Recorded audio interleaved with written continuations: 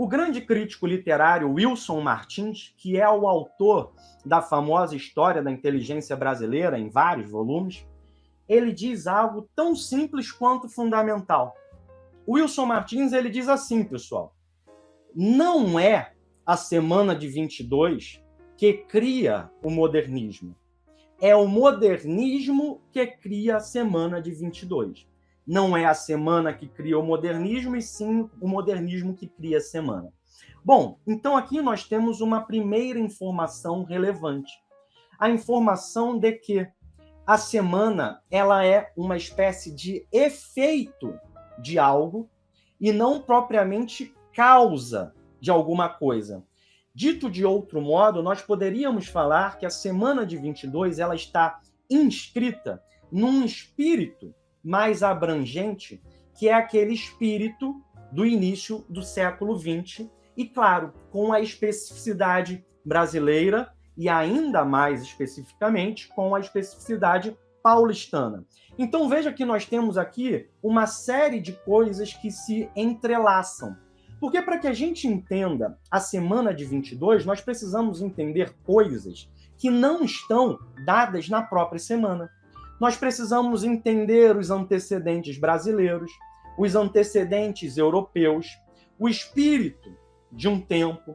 Nós precisamos entender o contexto biográfico daquelas personagens principais, Mário de Andrade, Oswald de Andrade, Menotti Del Picchia, Guilherme de Almeida, Sérgio Buarque de Holanda, Heitor Villa-Lobos, Paulo Prado, Anita Malfatti, todas essas figuras que vão ser fundamentais para que a Semana de Arte Moderna de 22 aconteça. Então, nós temos aqui uma primeira camada, que é o evento. Nós temos uma segunda camada, que são as diversas biografias, e as vidas, claro, têm as suas particularidades, características, complexidades próprias.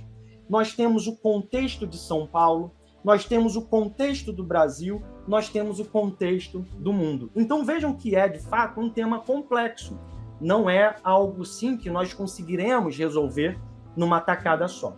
Então eu quero começar pelo contexto brasileiro, resumindo. E nós podemos dizer, em suma, o seguinte: o Brasil vinha, naquele momento, de uma queda do Império. Ou seja, não fazia muito tempo, tendo como base 1922, que o Brasil havia se transformado numa república. Então nós temos uma transformação política muito fundamental, muito importante. Além disso, em 88, havíamos tido, em 1888, o fim da escravidão, que é uma marca triste da nossa história e que estruturou vários dos problemas que, inclusive, seriam mais posteriormente abordados pelos próprios modernistas. Pois bem, mas eu quero dar um passo ainda anterior e pensarmos no seguinte, pessoal. O Brasil do século XIX é um Brasil que, do ponto de vista da inteligência, da cultura, da literatura, ele se albergava, sobretudo no Rio de Janeiro. E eu quero que vocês entendam essa afirmação. Vejam, não significa que capitais, por exemplo, como São Luís, ou como Recife, ou como Maceió, não possuíssem intelectuais, poetas, prosadores. Não é isso. Mas o Rio de Janeiro, sediando a corte naquele século XIX, ele era uma espécie de instituição tão forte que ele amalgamava para si praticamente toda a produção poética e literária que vai entrar no cânone. E aqui é que está a marca que eu quero que vocês percebam. Por exemplo, era possível alguém escrever um livro de poesias em qualquer outra cidade que não o Rio de Janeiro? Bom, é óbvio e evidente que sim. Só que havia uma imensa dificuldade, não apenas para que essa pessoa viesse a publicar o seu livro, como também e sobretudo para que o seu livro entrasse naquele contexto das discussões públicas. Ou seja, para que esse livro saísse nos jornais, para que esse livro saísse por uma editora que o pusesse nas principais livrarias, para que os outros intelectuais tomassem conhecimento daquele livro. E isso fazia, então, que as pessoas que queriam ser escritores rumassem para o Rio de Janeiro. Então, nós olhamos para aqueles artistas que estão no Rio de Janeiro no século XIX e nós vamos ver que muitos deles não nasceram no Rio de Janeiro. Podemos pensar, por exemplo, em José de Alencar, que era cearense.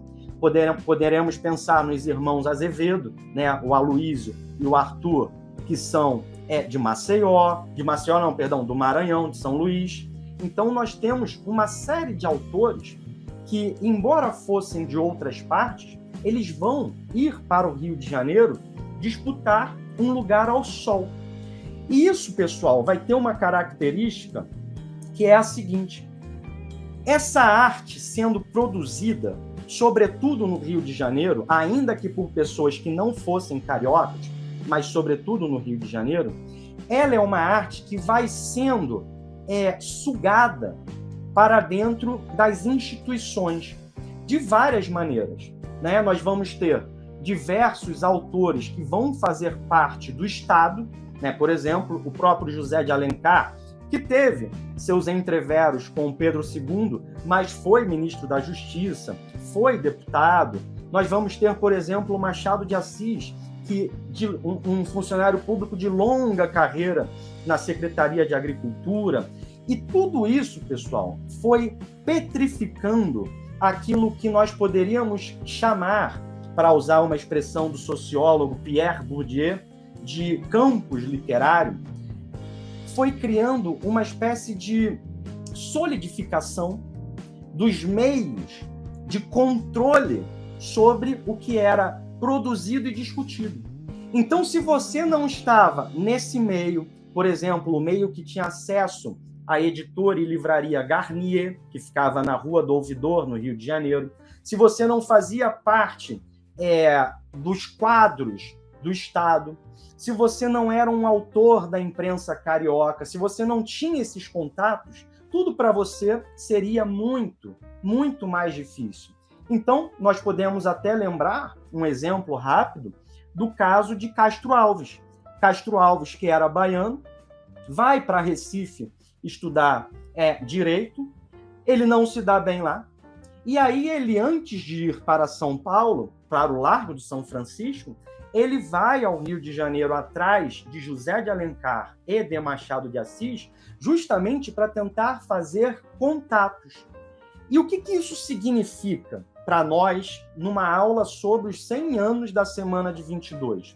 Significa o seguinte, pessoal: com o decorrer do tempo, aquilo que poderia ser produzido, aquilo que era considerado de bom tom, de bom grado, de boa literatura, era controlado por aqueles que estavam nessas instituições culturais e de poder do Rio de Janeiro. Ou seja, se você fizesse algo que fosse contrário, oposto ao que essas pessoas que estavam nesse patamar elevado do ponto de vista de um controle cultural estavam produzindo, você era como que expelido do sistema cultural e literário ou não te deixavam entrar nesse sistema, percebem? Então, com o decorrer do tempo, essas instituições criaram, digamos assim, braços que comandavam o que podia ou não ser feito em termos artísticos. E como que esse controle se dava? Bom, se você fugia dessas regras, o Garnier, por exemplo, que era o principal editor, ele poderia não te publicar, porque não seria conveniente. Você não faria parte dos quadros da Academia Brasileira de Letras, que é do final do século XIX, se você não correspondesse àquilo que era compreendido como boa literatura, como boa arte.